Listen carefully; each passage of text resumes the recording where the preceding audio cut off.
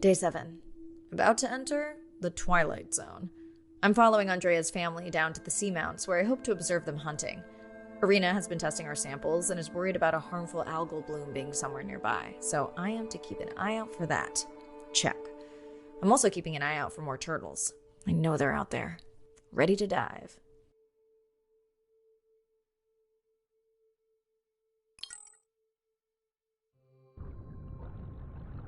I'm in and okay. And we're streaming. Hello everyone, welcome, or welcome back. I'm diving near a seamount region, also known as the Twilight Zone, because it is just beyond reach of the sun. And we'll be taking some questions live, so be nice. We'll also be testing a playback system to interact with whales.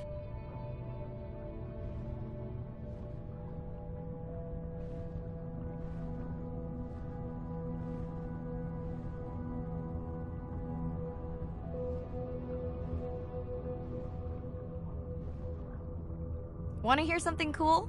So do I. I'm hoping that buoy can send a little message to our humpback friends. That's right. Andre is going to serenade some humpbacks. Well, not me, but using a song I generated from other recordings.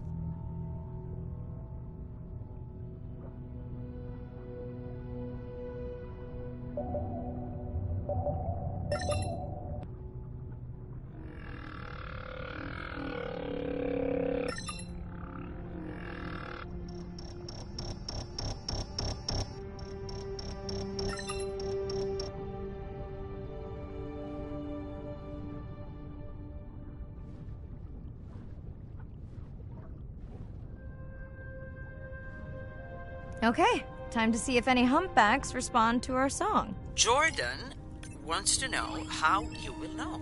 Great question. If we have recorded him before, we'll see if the influence of our song affected his. Scientists believe whales from one region can influence the song of whales from another when they mix.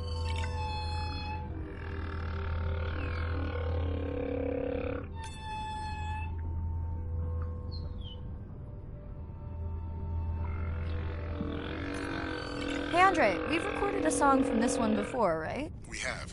How quickly can you compare his two songs? Well, I need to wait for his song to complete at least one full cycle. And how long is that? 20 minutes, maybe more. Wow, that's a long, slow ballad.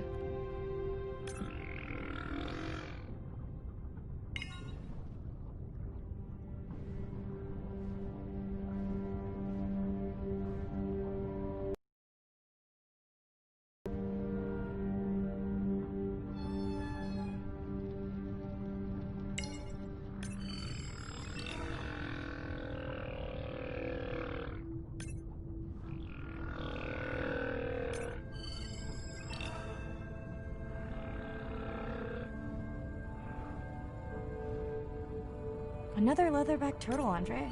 And feasting on... Saw before. It looks bigger, but let me zoom scan it to be sure.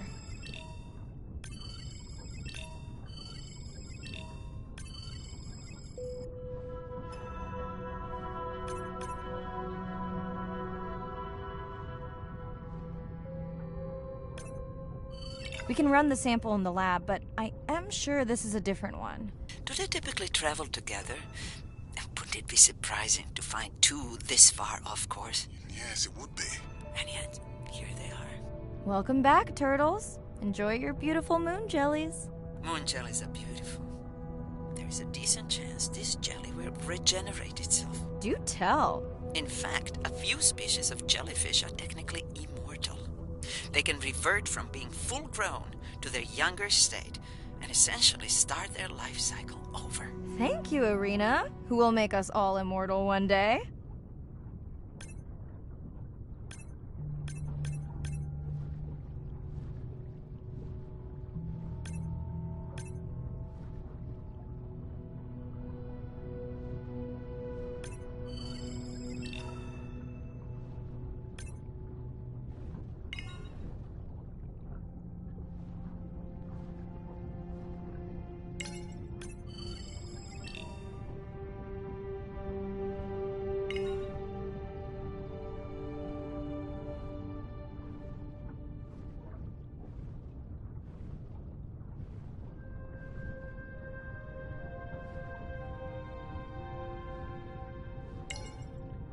Dana squid. It looks like they're hunting... Lanternfish. Well called, Arena. We'll make you a sea witch yet. I'm sorry, a what? Let's scan a few to pick up their hunting behavior. Here goes. Scott from Denver wants to know if they eat each other. Some do. I think this one was upset he missed out on his prey.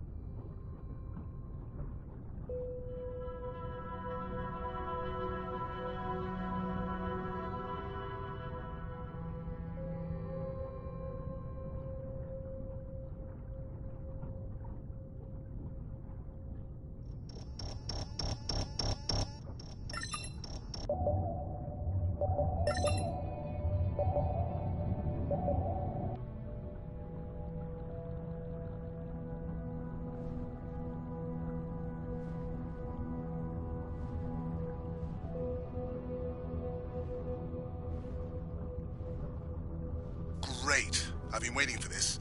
I have just activated your UV light. First of all, don't mess with my suit when I'm diving. Secondly, you spoiled my surprise.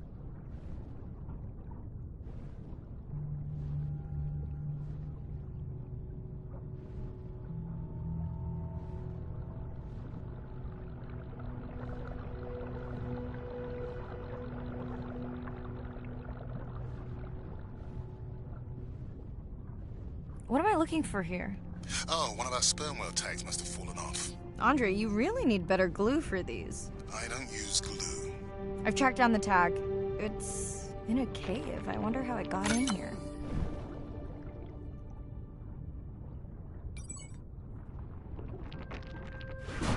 Oh! What the? Right. An octopus. Are you okay? Other than getting inked in front of a live global audience? You know, you might want to get that off you. It will probably attract predators. Oh, wonderful.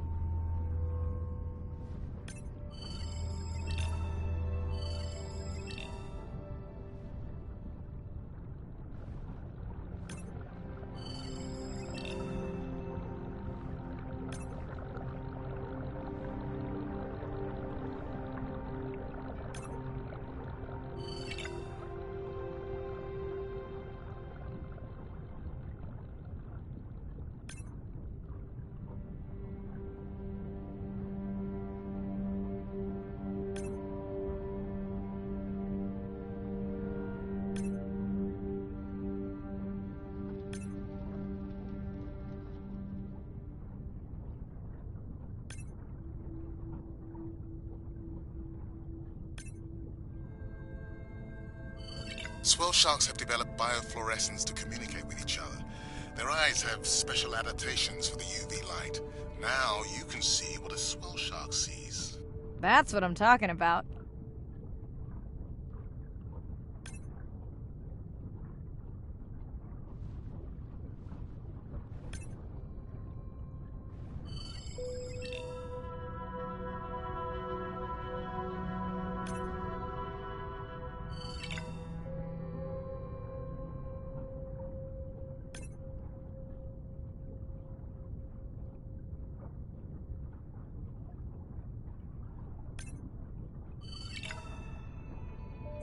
try the black light I installed in your sub. You did not. You did install it in your dorm room back in the day. Your wife showed me pictures. Well, uni was a good time.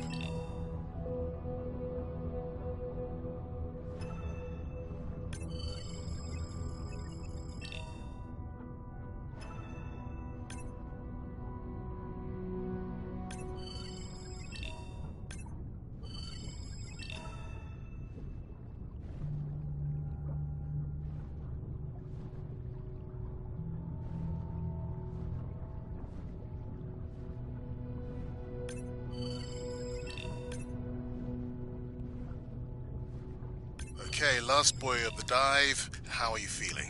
Chances of suit holding out until the end of the dive? Good. Hope of seeing if our humpback song had any effect? Well... You know this, but for the viewers, science is not magic. It takes patience. I'd like to believe in a little magic.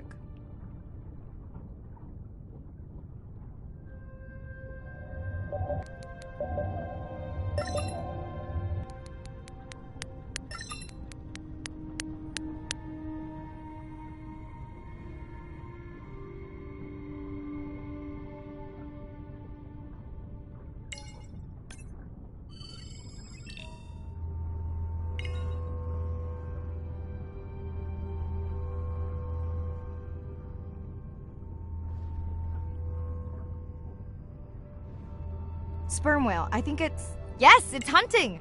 First time we'll be able to document it with Andre's technology.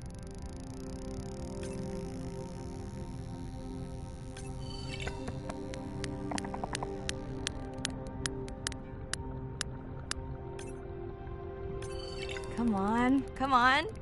And then the buzz. I got it! Raj from Mumbai wants to know, what's the buzz? I think he was making a joke. Got it.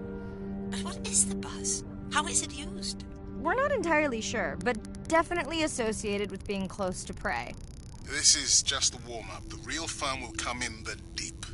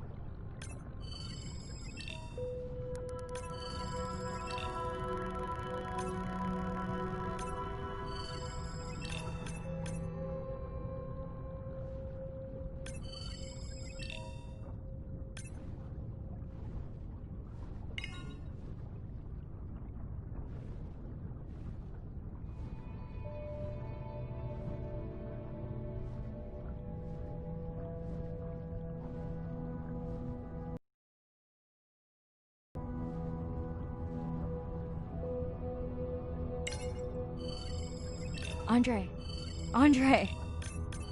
Well, there's no way these little ones are thousands of miles off course. Right, Andre? Give him a minute. Right. Let's scan a few of these to get their gender. There's a tiny tag here. Andre?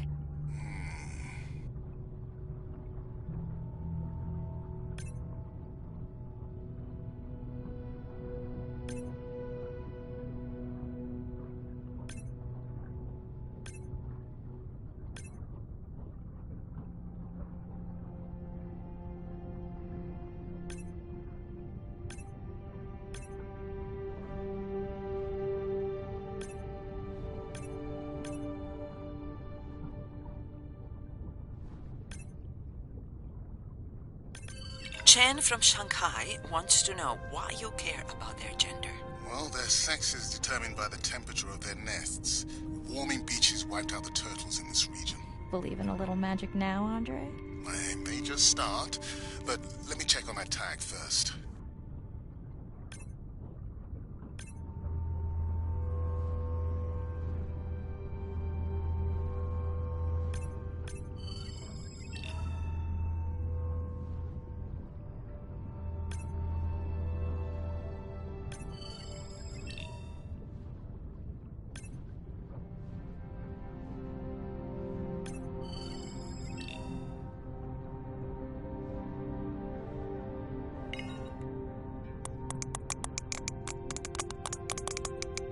Oh, wow. Glad we didn't miss this. Beautiful. Yeah, they must have been hunting down past the rift. I think we found our spot for our first deep dive. Mirai, check out that one closest to you. What's that on its skin? Not sure I can catch them. They're headed to the surface.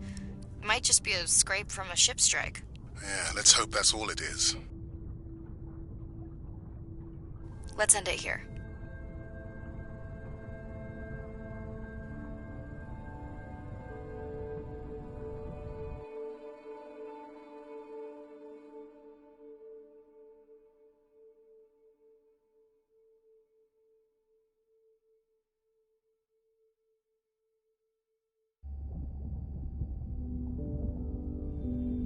I know it seems like Andre worries about everything. But I really understand where that comes from. Everyone's seen the pictures, but I can tell you it was really tough to be doing hands-on work when we were losing entire species. For me, it was the whales. But for Andre, it was the turtles. I stayed to help him. Several of the other scientists did as well. By then, only Andre's protected nests were the ones producing turtles in the region. We all figured that the population was going to collapse, and eventually it did.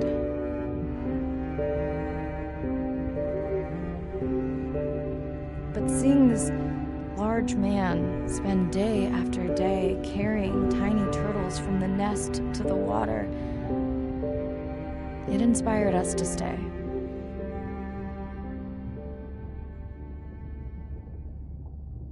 Coming back now, it feels like another world. Andre is not an angry man, Irina.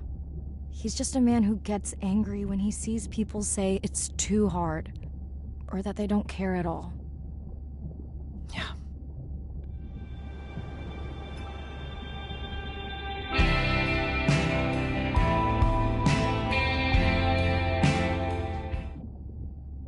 Hi, Mirai. Sorry to miss the post-dive brief. I've been listening to our humpback recordings for hours and got myself in a kind of funk. Actually, I started listening to the humpbacks and then switched to Miles Davis. Anyway, I don't see any clear sign that our playback influenced any of the other whales yet, but I just know we're on the right track.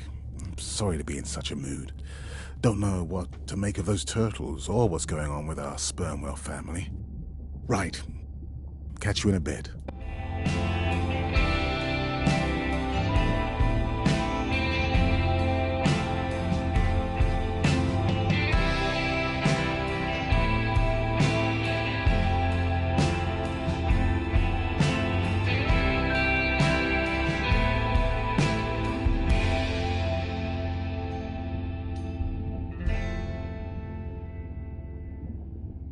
Ocean crashes on the rocks,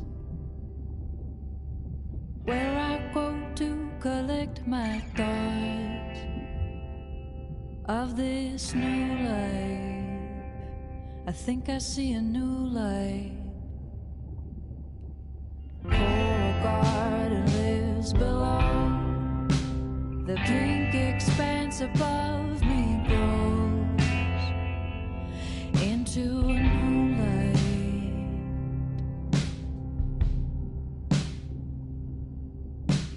Renunciation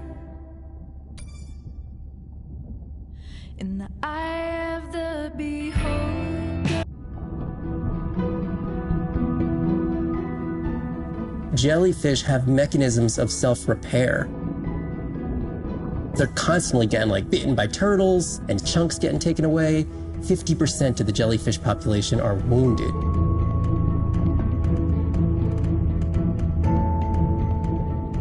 So they've gone through 500 million years living, persisting in the ocean in simplicity, and they've come up with some remarkable ways of living.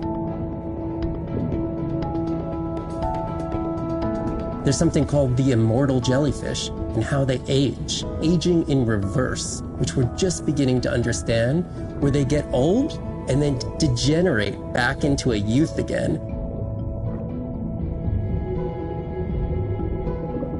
In understanding the gene pathways and how this happens, this could look at, humans. We don't have this capacity to age in reverse. It's like Benjamin Button, and it's here. And it just takes the kind of focus and dedication to look at that jellyfish and to grow that jellyfish and to figure out how to use the best available scientific tools to get at this question. It's just about kind of looking super deeply and letting the secrets unfold.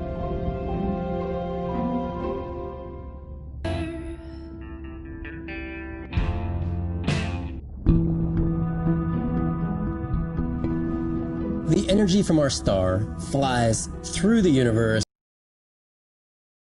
and hits us at the ground.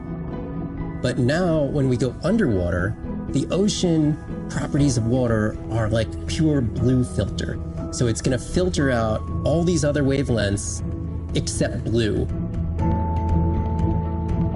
As you go down further, it's primarily blue, blue, blue till 700 meters. And at that level, there's still faint photons of sunlight in the blue range. And we call this the twilight zone. And there, animals are still perceiving a tiny little bit of our sun's energy. Below this, it's gone. 24/7 darkness. And it turns out that there's a ton of color vision down in the deep. So it's like they're making enough light down there to be able to be satisfying all the eyes of the deep sea creatures. So it's not this totally dark world down there. It's still light. It's just the animals are making the light rather than the sun. We've designed all this technology to kind of satisfy our visual hardware. As I started looking at other animals, they have totally different hardware. And I've been looking at everything through these silly little primate eyes. We have to overcome our humanness to jump behind the world of a shark or another creature and see the world from their perspective. We found a biofluorescent shark, and it only sees right at the blue-green interface. So it's really just tuned to a very similar spectrum to the environment it lives in. This fluorescence was creating greater contrast for the shark. It's like this endless well of information. We're at the very tip of the iceberg.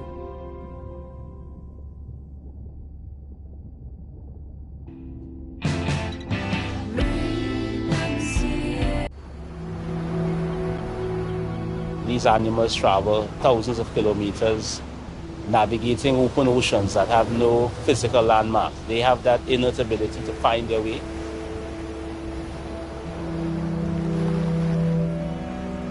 They're only sharing our beach for a short point in time, but they need protection because man has brought an ancient species to near extinction. I got involved at a time when hostilities were very real. People came with guns and machetes to poach a turtle. We would protect these animals at all costs. Because on the high tides, when the tide comes up, this area here will be flooded, right? So when the sea turtle lays her egg, the nest requires a constant temperature. And if we recognize that this nest is in a real bad spot, we choose a spot further inland on the beach that's stable, and then we would evaluate if the eggs were able to hatch because of us moving them. And in both cases, we were always right. So as the villagers began to benefit from the tourism that turtle conservation was creating, they saw that the turtle was worth more to them alive than dead. The children really love sea turtles. We educate them, but we involve them. And by so doing, we get them to a level of interest where they want to become actively involved. When we first started this conservation work, we would encounter at the height of the nesting season 30, 40 turtles. Now we encounter over 500. That's significant. Some people argue, well, that's nature. Leave them. Why protect them? Remember, humans have to intervene sometimes to help nature keep existing.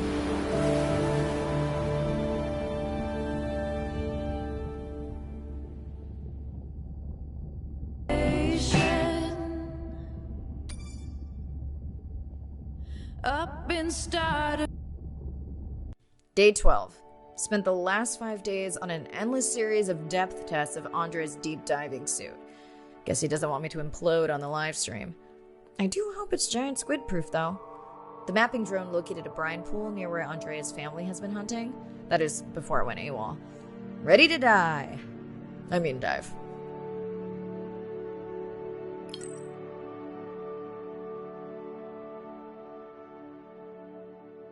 I'm in and okay.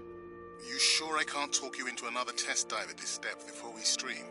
Enough test dives. It's not like I'm doing a spacewalk. Well, with this suit, you probably could. Are we gonna talk about suit crush depth again? I think we can probably roll. Starting the live stream. Welcome back, ocean friends. Tonight, I am deep. Midnight zone, no light from the surface deep. Tonight, we're using Andre's lure drone to mimic the Atolla jellyfish to lure large predators like the giant squid. It's certainly not all my tech. I'm building on years of prior research. Don't forget our mission to the brine pools. Oh yes, Arena will fill you in on that later.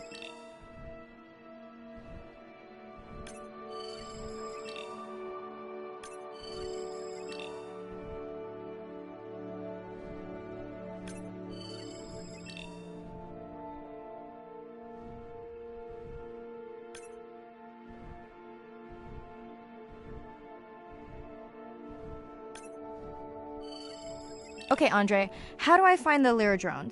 Look for blinking red lights in the water column.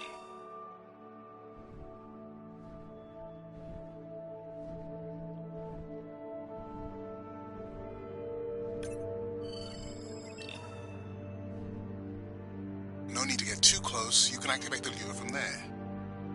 Andre, have you done this before? I haven't, but others have. How long until we can expect the lure to attract a predator?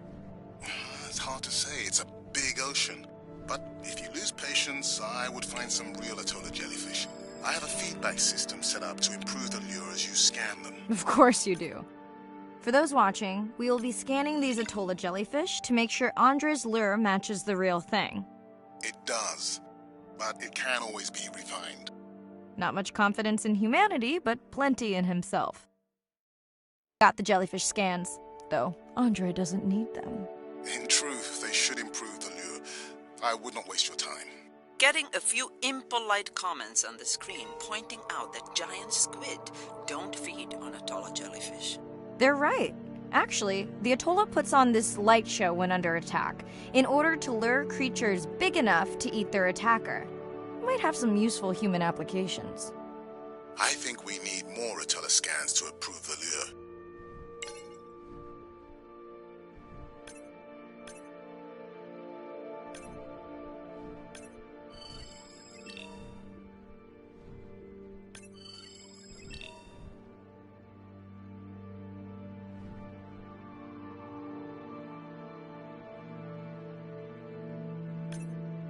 Okay. Whose idea was it to live stream this particular dive? I am glad I can't see the comments. I would agree. My grandmother had a saying for times like this. I'm not going to try my grandmother's accent on a live stream, but loosely translated, it means if you get bored waiting for a giant squid, you can always go to a brine pool. That's a pretty specific saying.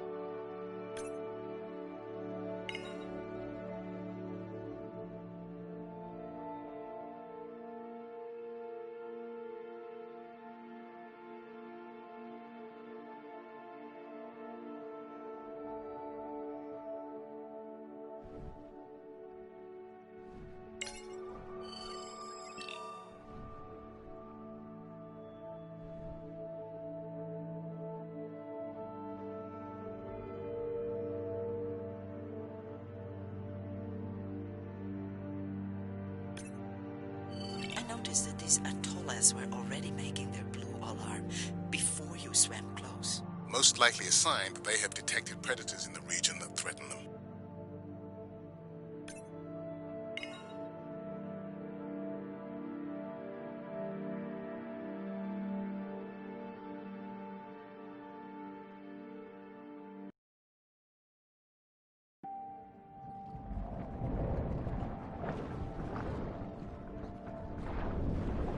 That gave me a chill.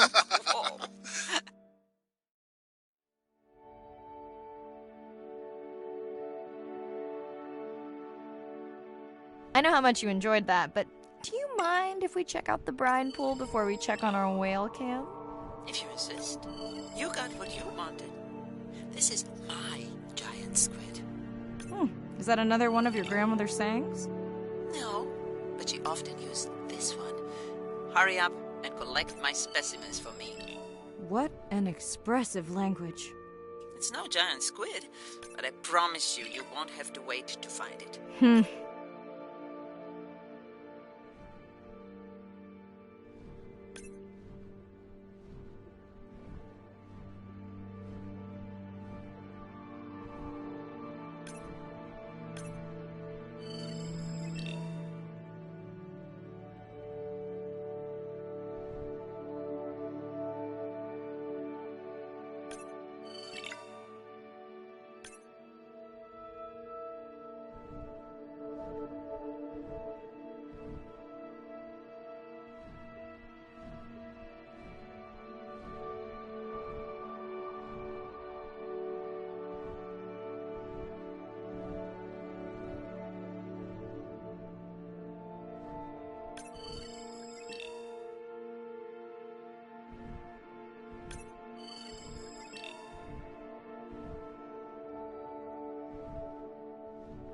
At long last, welcome to the brine pool.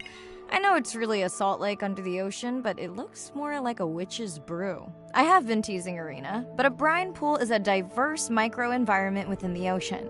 It has its own ecosystem. And each one is unique. So that means the microbiology is unique and could hold groundbreaking solutions to human problems.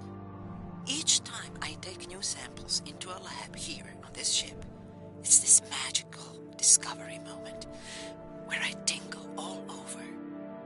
I fund my own research so I can pursue what I know to be important. And people ask me, how much money are you going to spend to collect some bacteria at the bottom of the ocean?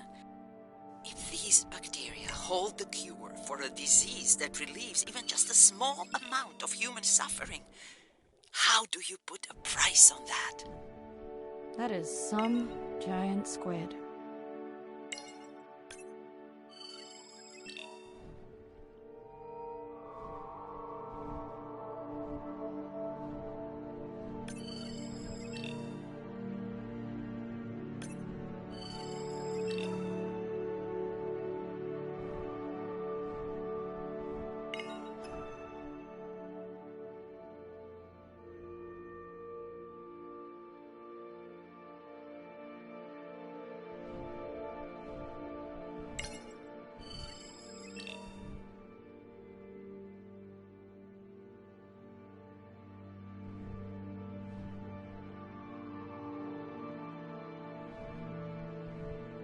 Mirai, pushing you a waypoint.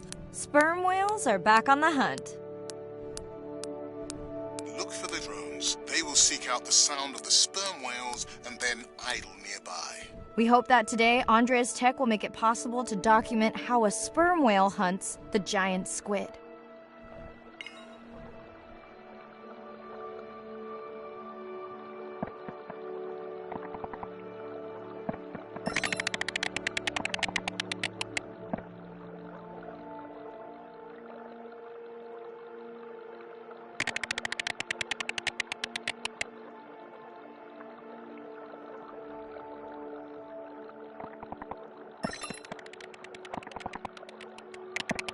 Let's go tag some sperm whales so we can eavesdrop on their hunting. One of our viewers wants to know if there is a problem with the link, since the waypoints keep appearing and disappearing. No problem. The drones are in stealth mode, so they will only track the whales by sound. I better swim fast.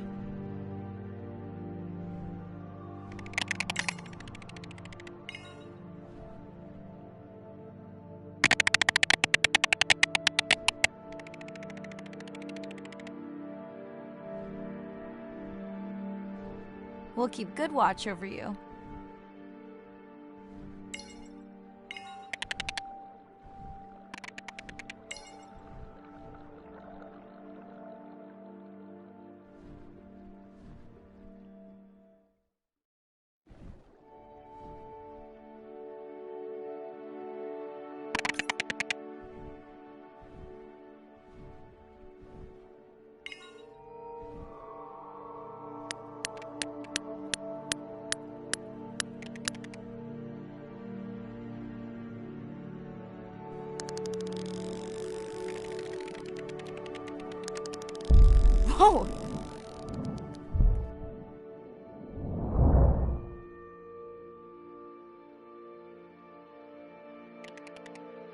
What just happened?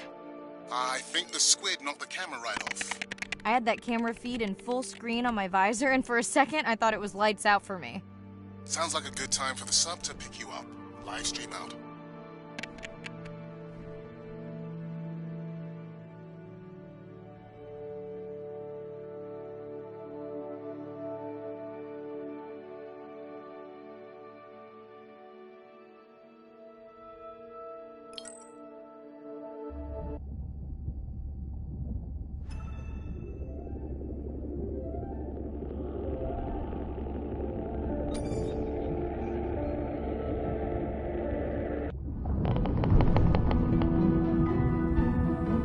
Sound to whales is everything. It's their hands.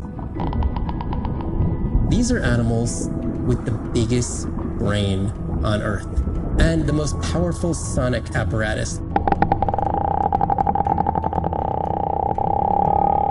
They spend a lot of their time deep down. They're diving for an hour at a time in darkness.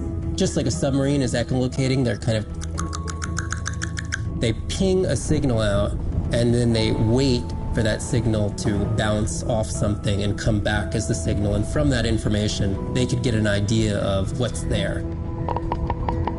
They constantly click, and that click sometimes can be really loud, and you can feel it in your body.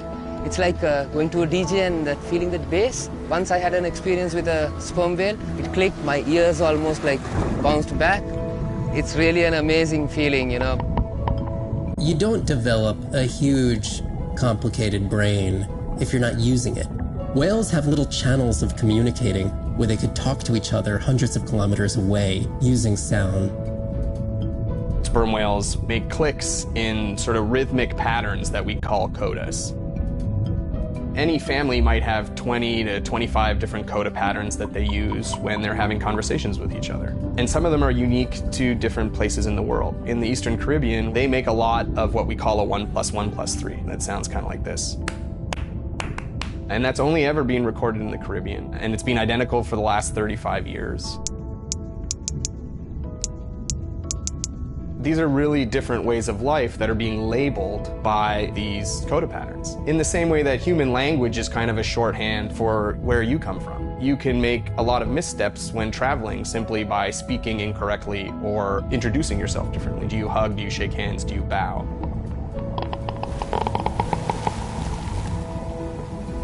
And a growing concern has to do with the noise that we're putting into the ocean. Everything we do impacts everything they're doing. The sound is causing high levels of stress in animals like this. No one wants to live at a rock concert. You can imagine trying to have your home inside an arena while some metal band is playing. And that's increasingly what the ocean feels like.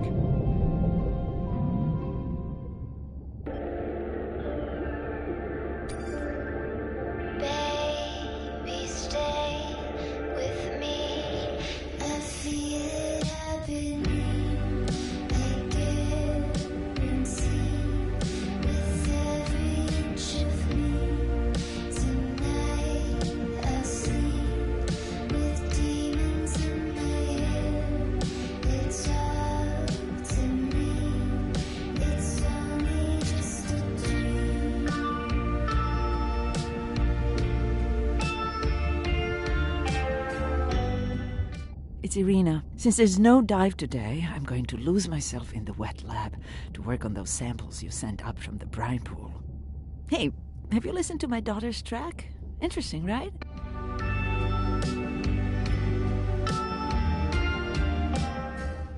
Mirai, remember the tag we found on the turtles? I put it out on the network and I got the strangest message back.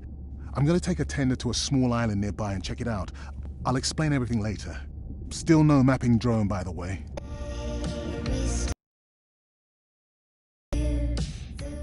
Hey, it's me. Nana didn't qualify for the study. Doctor says we missed the window. Whatever that means. Hard to tell what she remembers now. It's tough. Not sure my head's 100% there with school. Honestly, seems like a waste of money. Anyway, see you. This feeling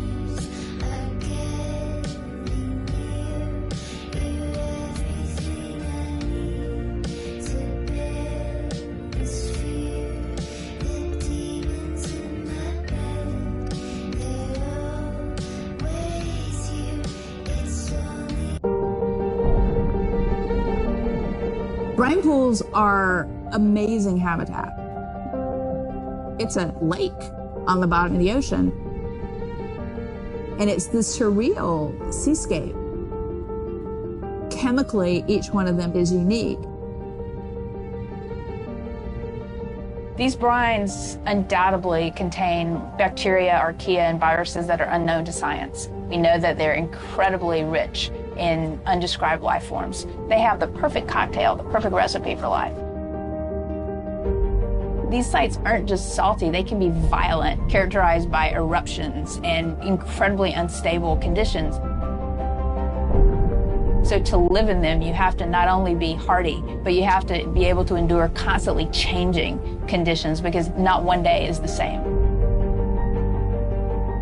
The organisms that live there, they undergo a constant biological warfare with each other to dominate the environment, to survive in the system. The biochemicals that they produce to do that biological warfare are applicable to curing diseases like cancer, Alzheimer's. They produce antibiotics and antivirals that can also be used to improve human health. And we drop targets as we go, so we know exactly where we sample. Exploring these habitats is absolutely necessary because the metabolic potential there has the capacity to change the way we think about medicine, to change the way we think about antibiotics, based on our knowledge that we gain from studying these incredible environments in the deep sea.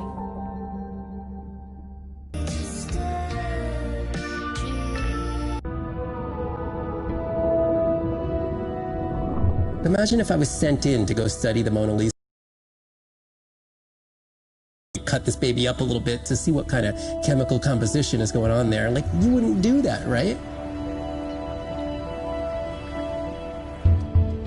We don't have to kill these animals. We don't have to kill to understand. If we could do a single cell, that means we don't need to kill 20,000 animals to be able to really understand that one. We could do our work much more non-invasively. So we are working this year on a new project to deploy tags on orcas. We need to learn more about the diet and how they use the habitat. So by deploying those tags, we get the information we need. It is the least invasive method. It is suction cups. So it is not a scratch on the whale afterwards, which is something we really like. In the deep sea, we use these like robotic claws from the oil and gas industry that gets you the sample, but this is so archaic. So we've been designing something called squishy robot fingers, which are ways to be gentle when we study the deep sea. But I think we could even take this another level. There's some organism, we quickly encase it. It's like a medical checkup. We give it a swab to get its genome. We image it from all directions. We open it up, the animal goes away, and we have more information than we've ever had before. These animals are Mona Lisas. Our perception of them should change. We should be more delicate.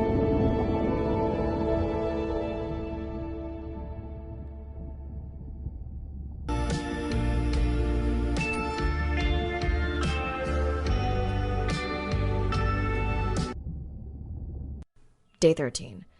We're in the vents region without a map because of the lost drone. Diving blind, but I know these vents are important to Arena. We tracked a tag from our whale family here. I'm hoping it just fell off, as this would be an unusual place for a whale to be. Andre has the dive suit in safe mode, so I'll have restricted range. Head south to find the clearing for the sub pickup. Check. Ready to dive.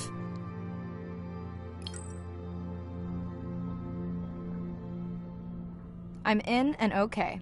Remember, no buoys and no waypoints. I put a simple version of the mapping system on your Manta drone. Now, we won't get your feed live, so we'll hear you, but won't see what you see. I really wish we hadn't lost that mapping drone. Relax. You know I've got this. Of course, but we'll keep unnecessary chatter to a minimum to help you focus. Roger that. No chit-chat. Singing's okay, though, right? Arena, how will I know the difference again between a dormant vent and a live vent? The live vents would have 400-degree water streaming out, so that's one way. Check. Wide berth on the live hydrothermal vents. Sorry, I thought my mic was muted. This is a dormant field. No live vents.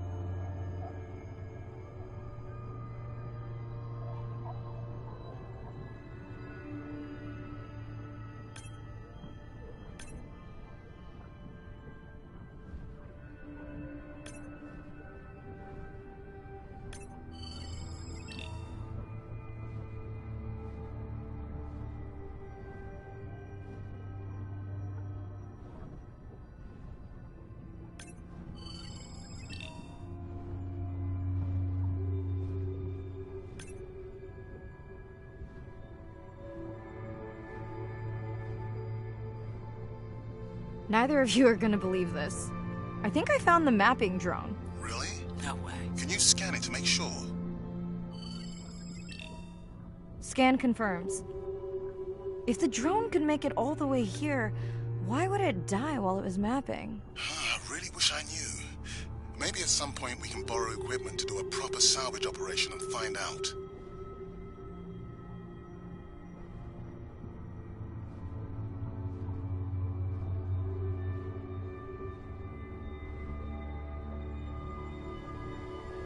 Okay, this dive just keeps getting stranger. How hot did you say that water typically is in a live vent? Is that a joke? No joke. Well, we're down one drone, but discovered an unmapped vent system. Mirai, this is great. I truly believe that these systems are the key to understanding the origins of life. Thank you so much for doing the dive under these conditions. I know we're giving me the silent treatment, but I think I just discovered a new species of octopus. Not sure I can confirm that with just one scan. Sorry, didn't copy that. Actually, that might be the answer. What? To why the drone died. We were talking about the origins of life. My mind won't stop if it can't fit all the pieces together. The mapping drone may have cruised too close to the vent. It's got more delicate equipment on its underside that are not rated for anything close to that temperature. You sound almost pleased. Well, it's better to know the flaws so you can fix them. Irina, did you expect volcanic activity here? Describe, please. Red, glowing. Need more? Mirai, I would give that a very wide berth. Like maybe from your sub.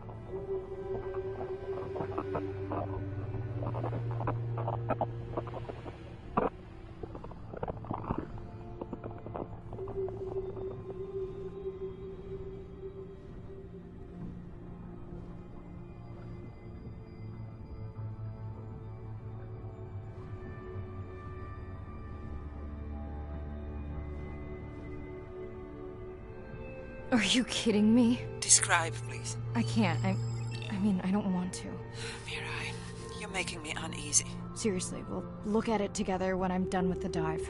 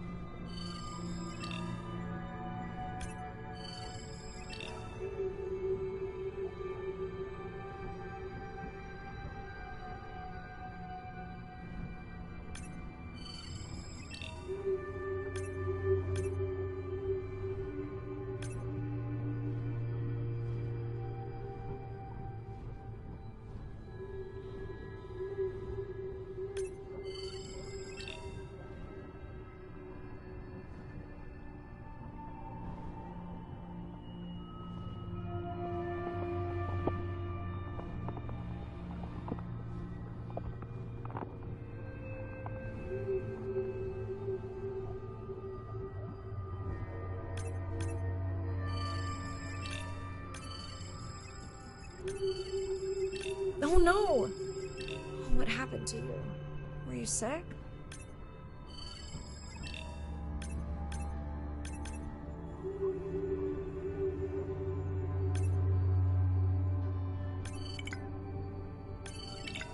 Are you okay? Just getting a few last scans.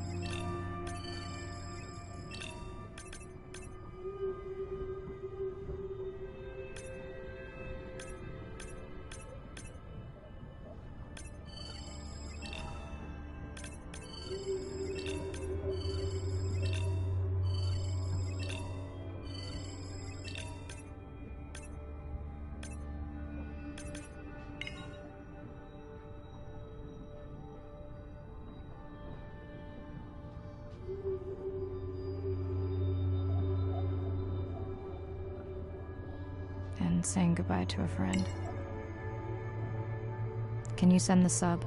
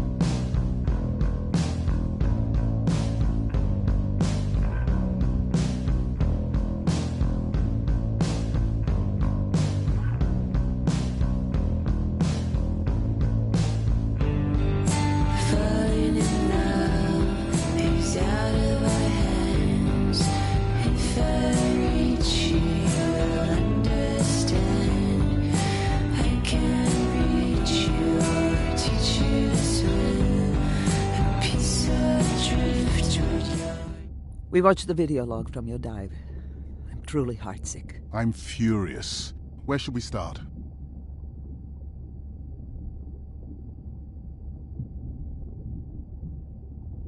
The destroyed vent. I couldn't believe how badly the seabed was chewed up. Vents that might have had a fossil record dating back over 1 billion years. And microbial life that doesn't exist anywhere else on the planet. Who knows what cures we've lost.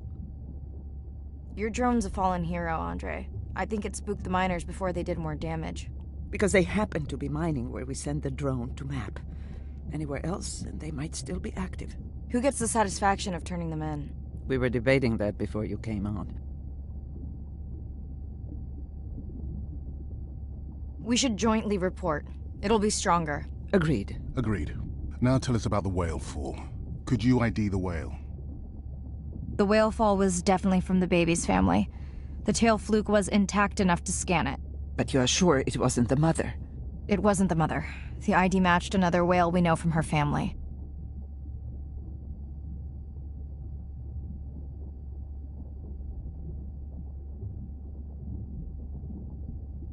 But it was an older whale, so more vulnerable.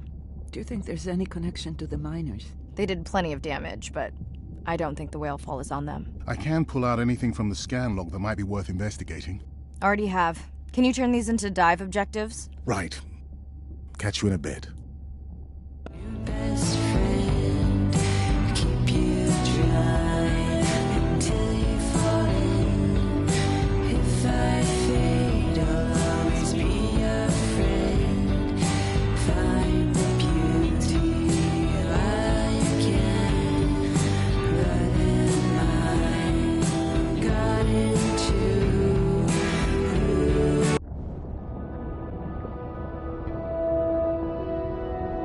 Hydrothermal vents are located on the seabed, often in deep water, but sometimes in shallower water. And they form in areas where new oceanic crust is being formed. You can have 400-degree water here and 2-degree water over here. It's an accelerometer for chemistry, and you can form organic compounds in the absence of biology. Everybody's interested in vents because of the metals, including humans. But the metals are sort of the nuclei for life. When you think about what's required for life, you've got to have an energy source, you've got to have a system that's able to utilize that energy source. And the organisms sort of co-evolve with the rock. And in my mind, that's probably how life originated. There are reservoirs of precious metals in the deep sea. We do have societal needs for precious metals. It's very short-sighted and dangerous to exploit resources in ecosystems that we don't truly understand how those ecosystems function. Deep sea mining is when people go out and extract minerals from the seafloor.